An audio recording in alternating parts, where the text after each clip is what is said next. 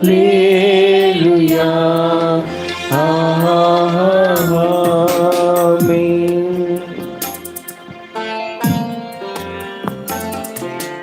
పరిశుద్ధ పరమదివ్య సత్ప్రసాదమునకు సదాకాలము ఆరాధనయు స్తుతియు స్తోత్రములు నమస్కారములు కలుగునుగాక. పితా పుత్ర పవిత్రాత్మకు మహిమ కలుగునుగాక. ఆదిలో కలిగినట్లు ఇప్పుడు ఎప్పుడును సదాకాలము మీకే స్తోత్రము కలుగునుగాక. పరిశుద్ధ పరమదివ్య సత్ప్రసాదమునకు సదాకాలము ఆరాధనయు స్తుతియు స్తోత్రములు నమస్కారములు కలుగునుగాక. పితా పుత్ర పవిత్రాత్మకు మహిమ కలుగునుగాక. ఆదిలో కలిగినట్లు ఇప్పుడు ఎప్పుడును సదాకాలము మీకే స్తోత్రము కలుగునుగాక.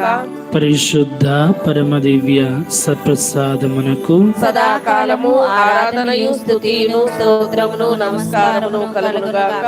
పితా పుత్ర పవిత్రాత్మకు మహిమ కలుగునుగాక. ఆదిలో కలిగినట్లు ఇప్పుడు ఎప్పుడును సదాకాలం మీకే స్తోత్రం కలుగునుగాక. కొన్ని క్షణాలు వంతే మోకరించి ఉందాం. ఈ దివ్య సుప్రసాదనాథ ప్రభువు ఈ రోజున కల్వరి కొండ మీద ఆయన స్లీవ మీద రెండు చేతులను చాచి ఇక సమాప్తమైనది అని తల వంచి కన్ను మూసేటటువంటి ముందు ఆ సంఘటనను ధ్యానించుదాం.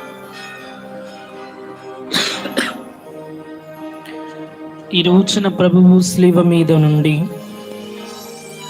ఆయన ప్రత్యేక రీతిన నీ వైపు చూస్తూ నేను అడుగుతూ ఉన్నటువంటి పరిస్థితి. ప్రియ దేవుని బిడ్డ, నీ కోసమై నువ్వు చేసినటువంటి పాపాల కోసమై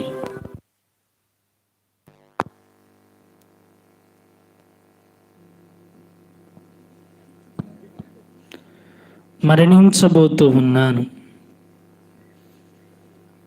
నా కోసమై నేను చెప్పినటువంటి ఆజ్ఞలలో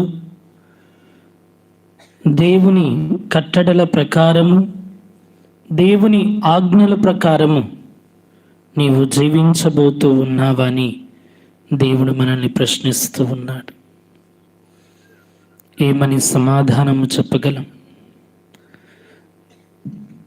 దేవుణ్ణి, దేవా నాకు అది దయచేయి, ఇది దయచేయి, నాకు శాంతిని ప్రసాదించు, నాకు ఉద్యోగ భాగ్యాన్ని ప్రసాదించు, నా బిడ్డలకు తెలివిని దయచేయి, నా కుటుంబానికి ఈ వరమును దయచేయి, నాకు ఇలాంటి స్వస్థతను దయచేయి అని అడిగేటటువంటి దేవునికి ఈ ఒక్క సమాధానాన్ని చెబుదాం. దేవా, నీ ఆజ్ఞను నేను పాటిస్తానయ్యా, నీ మార్గములో నేను జీవిస్తానయ్యా, నీ ఇష్టమైనటువంటి కుమారునిగా నేను జీవిస్తానయ్యా అని ఈ మాటను చెప్పే ధైర్యం మనలో ఉన్నదా? ఒకవేళ ఇది చెప్పేటటువంటి ధైర్యము గనక మనలో ఉంటే